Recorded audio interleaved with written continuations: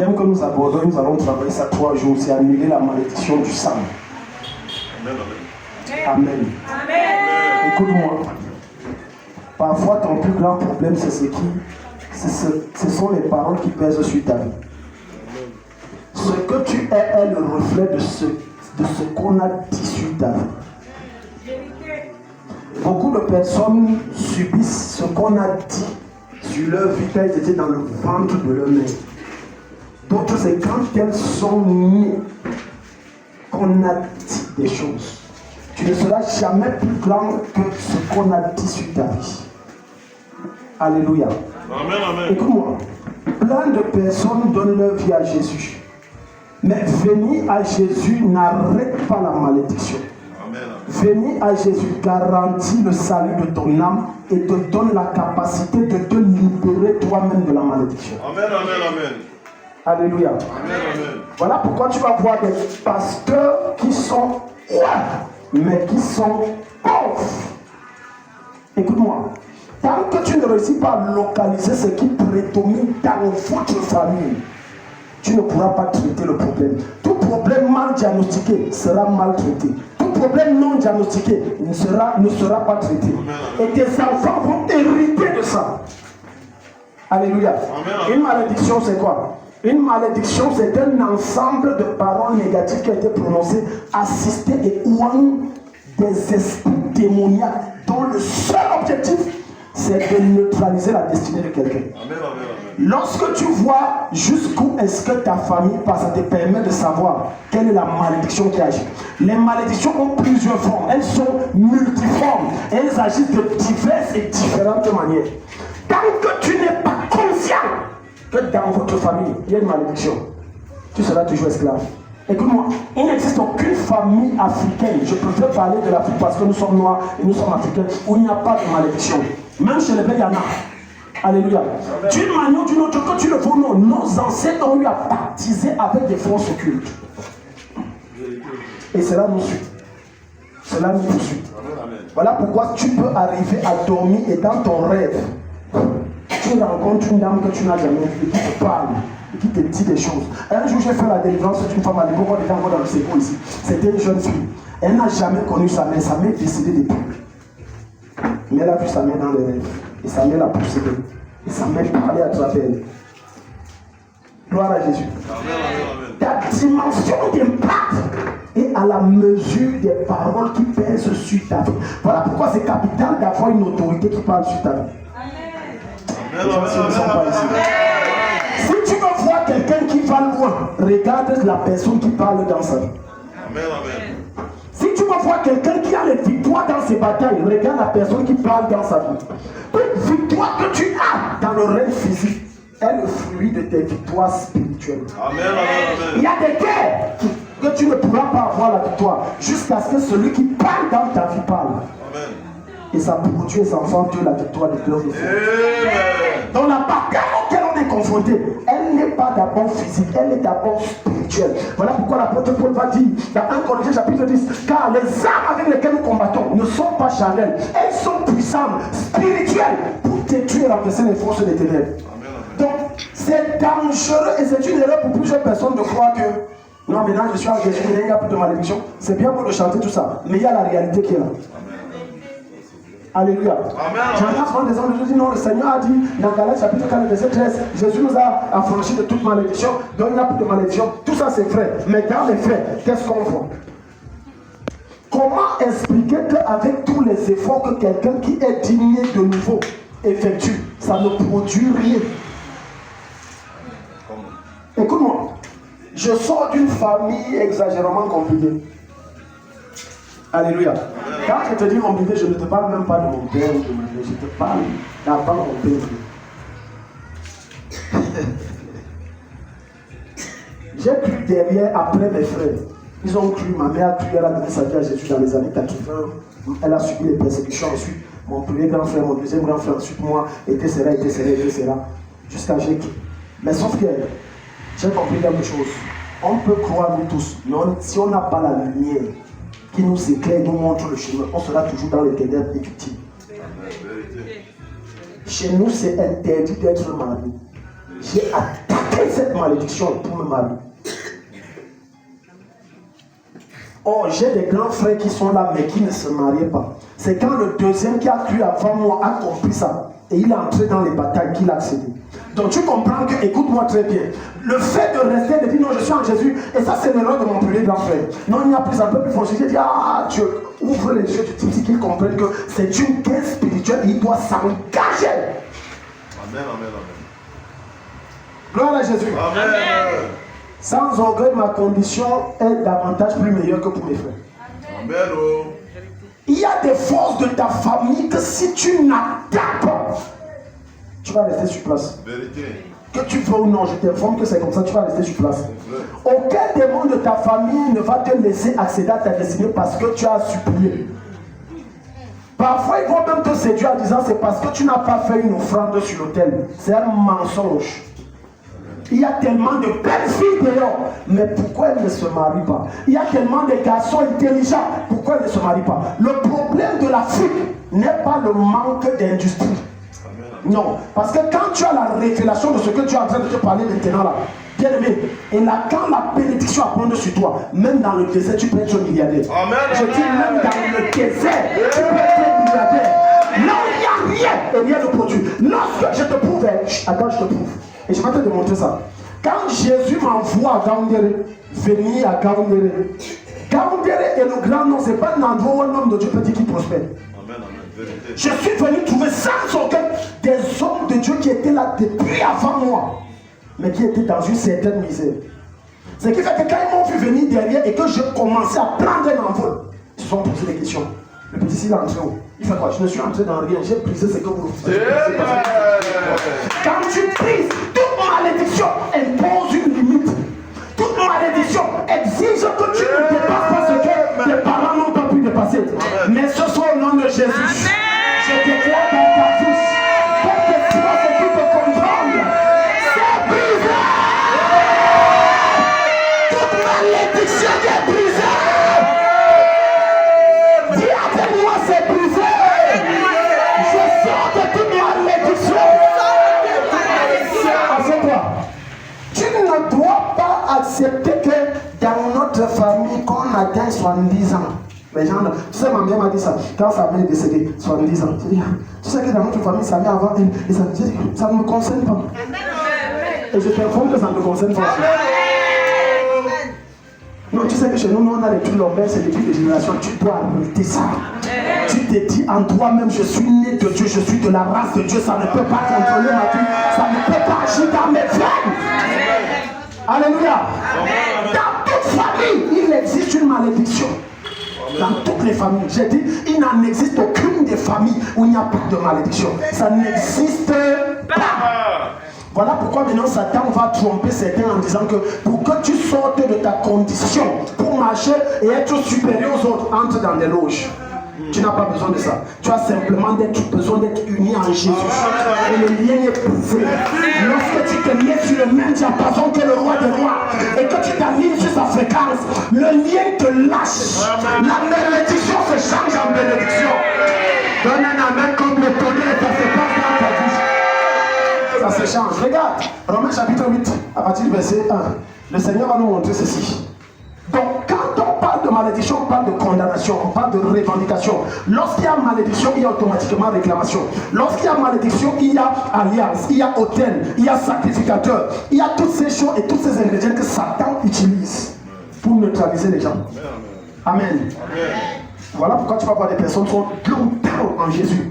Dans les églises, d'autres se disent, c'est à force de changer d'église que ma condition va changer. C'est pas ça. C'est un mensonge. Il faut cibler le problème. Il faut t'attaquer à la source. Il faut neutraliser ce qui a neutralisé les autres. Tant que tu n'attaques pas ce qui attaque les autres, toi-même ça va t'attaquer. Dans toute famille, il y a un esprit qui est là, selon la malédiction qu'on a prononcée, pour attaquer tout le monde. Mais ce soir, ce qui a attaqué les gens de ta famille, ça te laisse.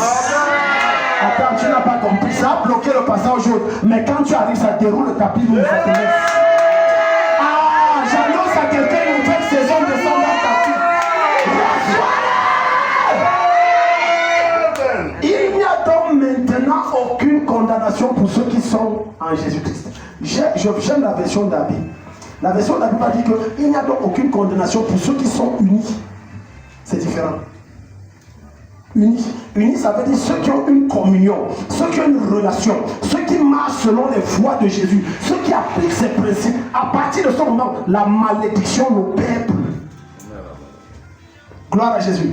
Écoute-moi, tu auras beau te convaincre en citant des versets bibliques. Je ne suis plus lié, je ne suis plus attaché.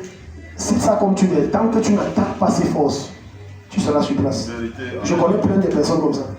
Un jour, j'ai causé avec quelqu'un à la radio, bonne nouvelle, aujourd'hui il n'est pas ici, il est à Béton, on l'a affecté là-bas. Il dit que non, tu sais, en Jésus s'est rendu pauvre pour qu'on devienne riche, mais lui-même il est extrêmement pauvre. Et lui, non, c'est normal, tu sais, c'est le temps de Dieu. Il a pris ce console, il dit, non, tu sais, vraiment, non, c'est les choses de la terre, nous tous, on va mourir, on va partir. C'est l'évangile de Satan. Les choses de la terre, tu en as besoin pour manifester le royaume de Dieu sur terre. Si toi tu penses à la pauvreté, c'est ton problème. I can never be poor. Je ne peux pas devenir pauvre. Jamais. Amen. Je suis appelé à être assis avec les grands et je vais régner pour manifester le royaume. J'ai lu un post sur Facebook où un naïf frère, ou homme de Dieu, naïf, il écrit là-bas, il dit, la politique n'est pas pour les enfants de Dieu car il y a trop de mensonges. J'ai dit, voilà quelqu'un qui ne lit pas sa Bible ou qui lit, il ne connaît pas ce qu'il lit. La politique est d'abord pour les enfants de Dieu. Ok, si tu ne crois pas, c'est quand on parle de roi, un roi est un politicien. Dieu est un roi, vrai ou faux? Donc c'est un politicien. Ah, vous êtes calme.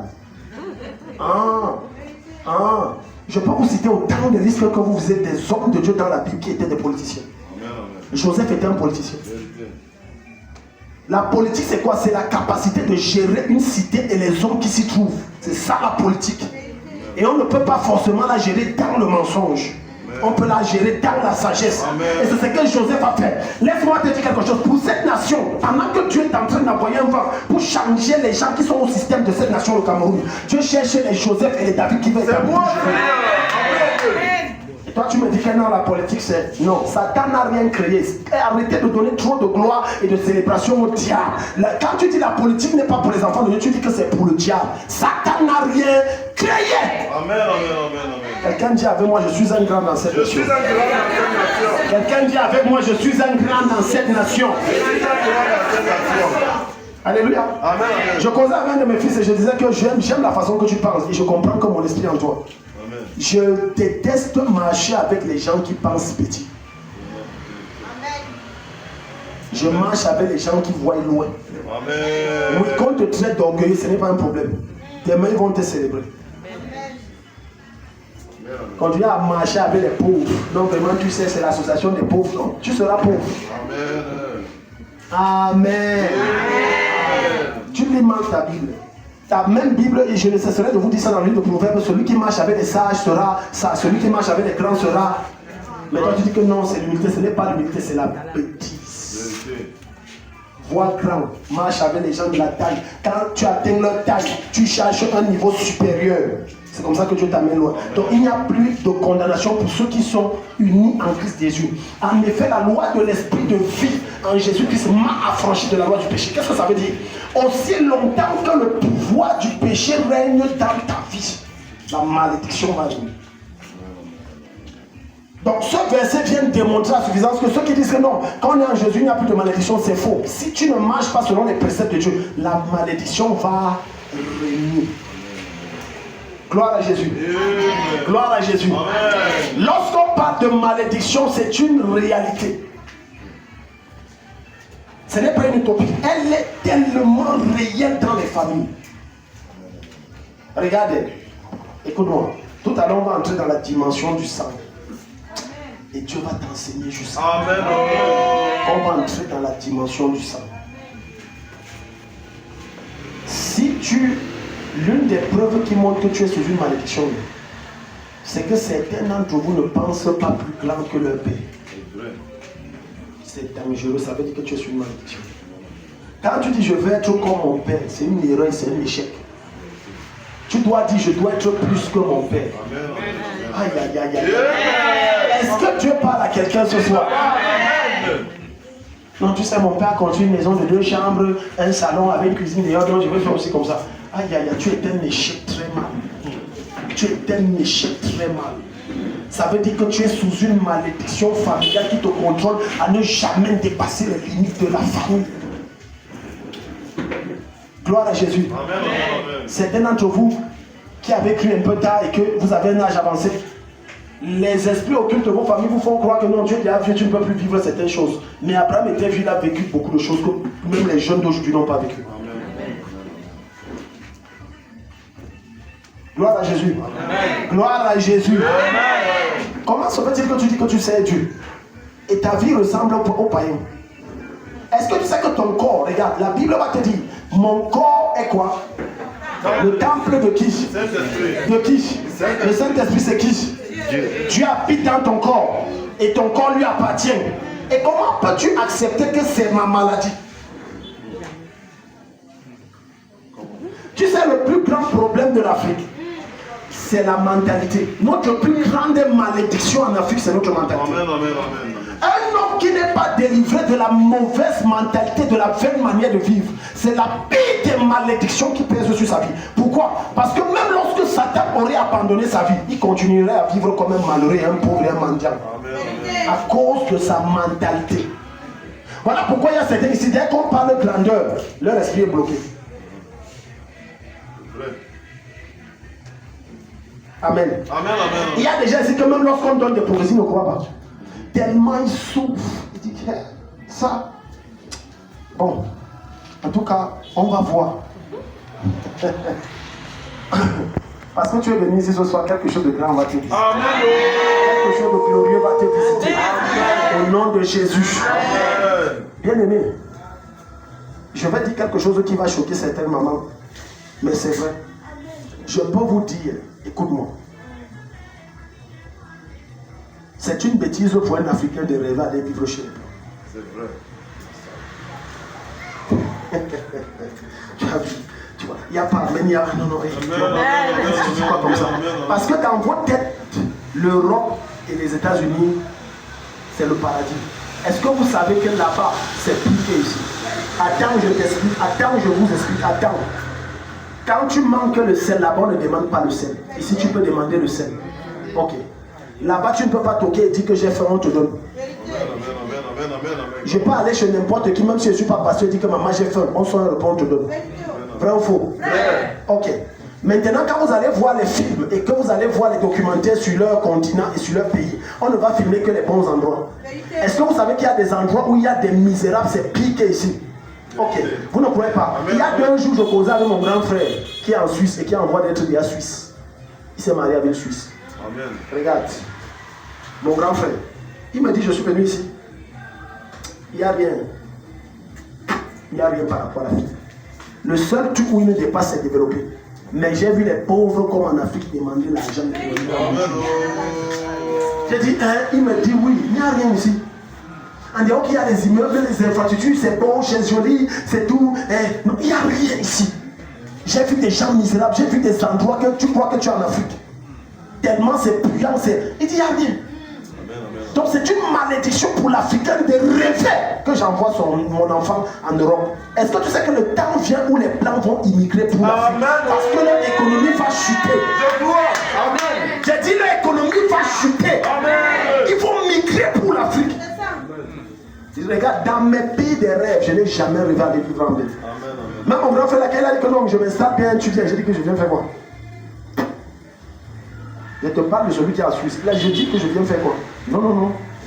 Non, non, je ne vais pas faire quoi là-bas. Non, non, non, non. Je vais aller là-bas, je me balade, et je fais le tourisme, je reviens. L'avenir du monde, c'est l'Afrique. Amen. Mais le problème de l'Afrique, c'est leur mentalité. C'est ça qui nous bloque. Il suffit que le blanc dit que je te maintiens au pouvoir, je te donne les armes et je te donne les richesses. Tue ton frère, il tue. Tu as déjà vu quel blanc prendre les armes contre le chef d'État chez eux? Donne-lui même les milliers, il ne prend pas. Donc tu vois, même dans nos familles, ce qui fait qu'on n'avance pas, c'est qu'il y a une malédiction crapologique qui règne. Tu vas voir 2 frères nés de la même mère. Mais lorsque l'un entend que son frère est en train de prendre l'ascension et que sa vie n'avance pas, au lieu de le célébrer, de l'acclamer, il va pratiquer pour le détruire. J'ai dit le même sang, le même sang. Je ne te parle pas de cousin ou de frère.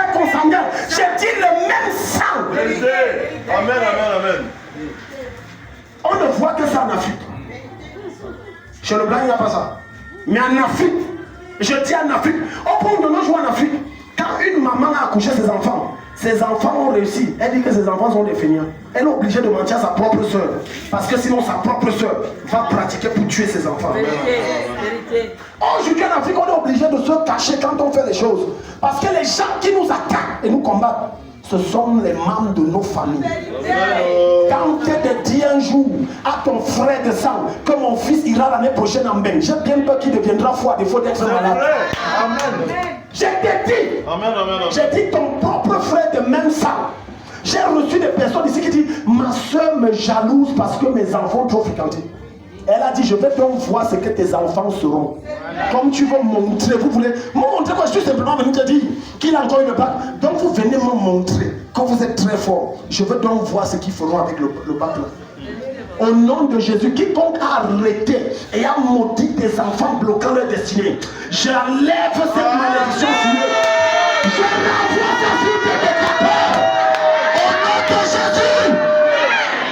La malédiction la plus pire en Afrique, c'est la crapologie. Amen.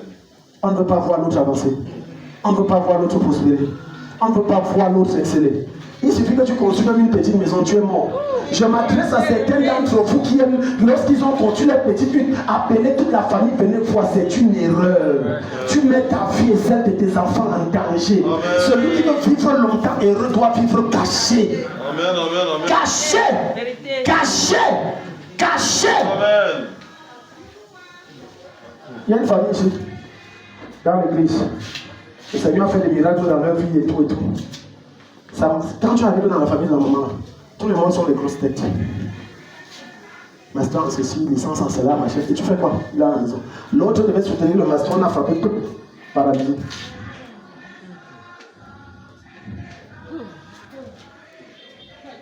Alléluia. Amen. Écoute-moi, le blanc ne peut pas comprendre le genre de Dieu que nous on fait ici. Chez le blanc, le culte est moribond.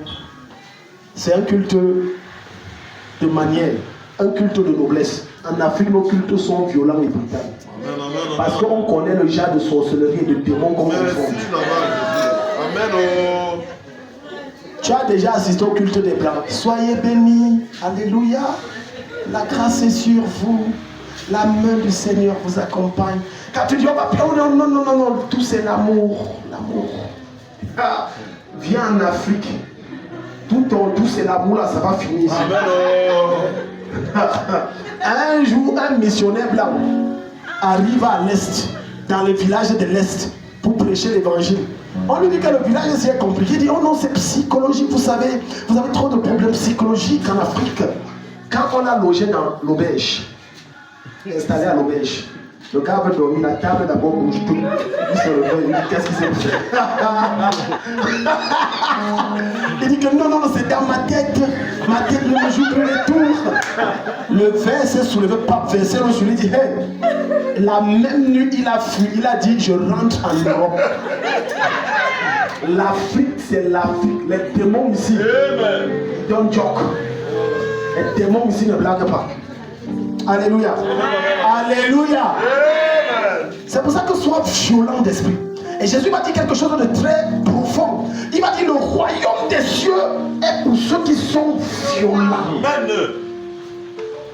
La seule chose que Satan puisse te donner, c'est quand tu l'attaques avec violence. Il n'y a aucune prière de diplomatique ou des prières de négociation que Satan va te donner ce que tu veux. Tu dois l'attaquer avec brutalité. Alléluia.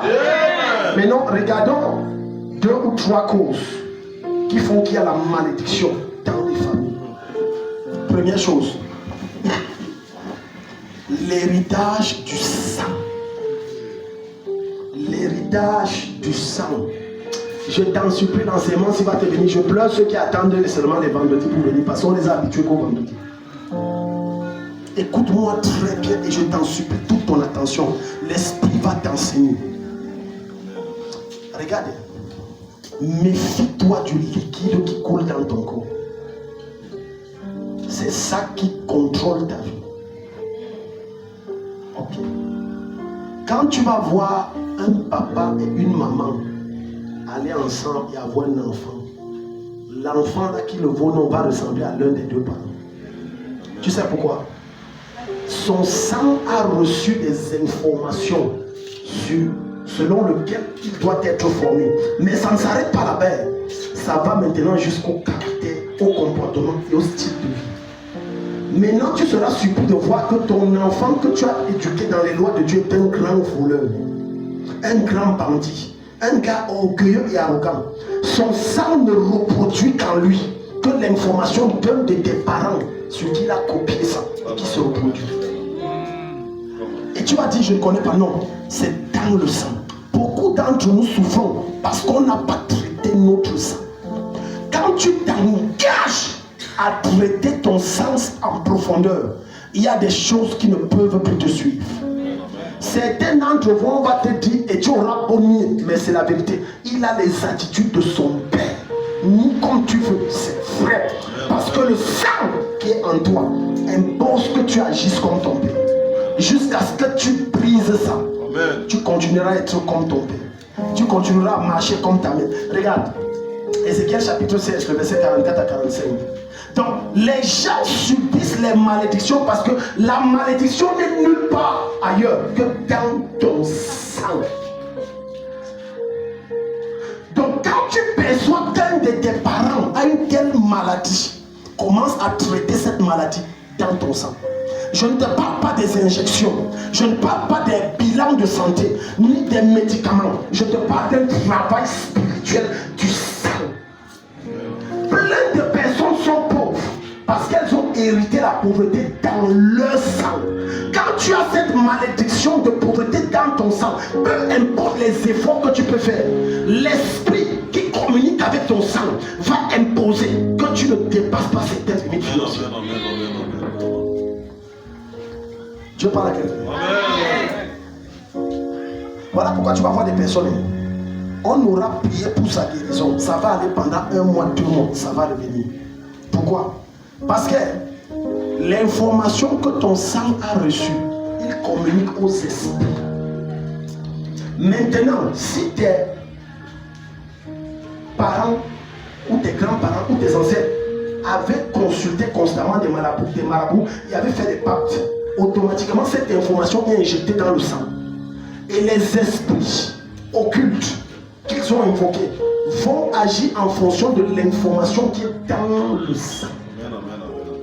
Voilà pourquoi tu vas voir dans une famille, certains sont hyper tendus. À un moment, lui-même qui est en Christ, il devient hyper tendu. C'est dans son sang. On aura beau prendre les médicaments, prendre ceci, ça agit. Il est là, hyper tendu. Mon père avait le mal gastrique, moi aussi j'ai le mal gastrique. C'est dans ton sang.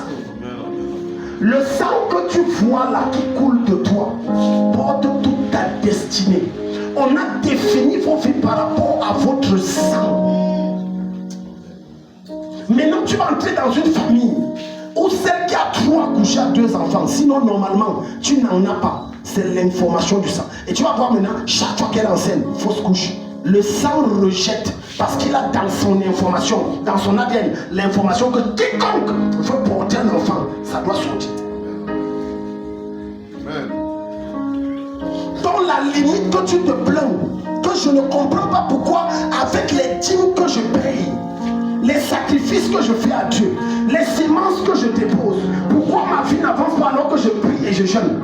Tu donnes les dîmes, les semences, c'est bien, tu pries, mais tu pries mal. Traite ton sang.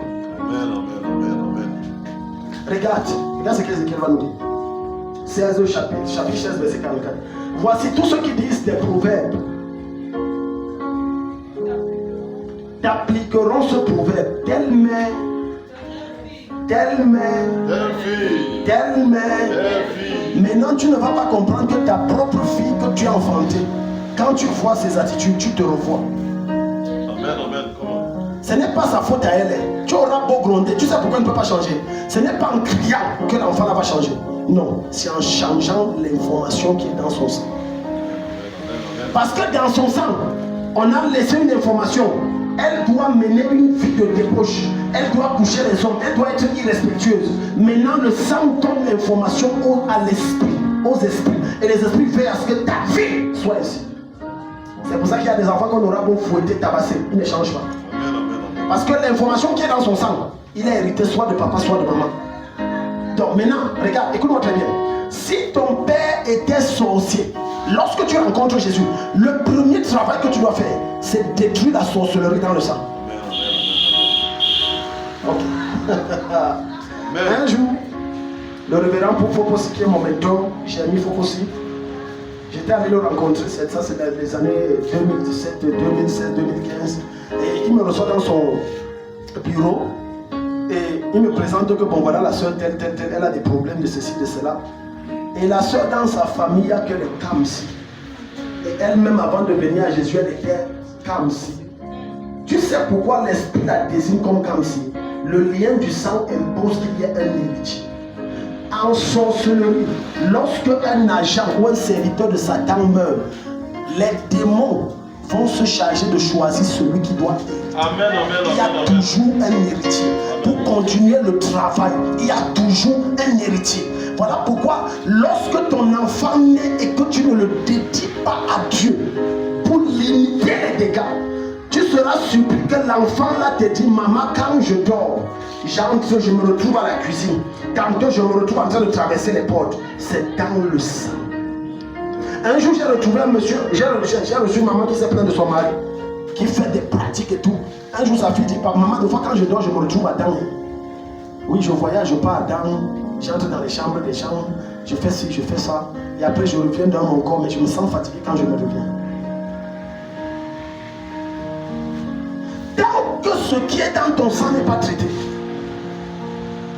bien-aimé, tu ne pourras pas faire ce que tu veux.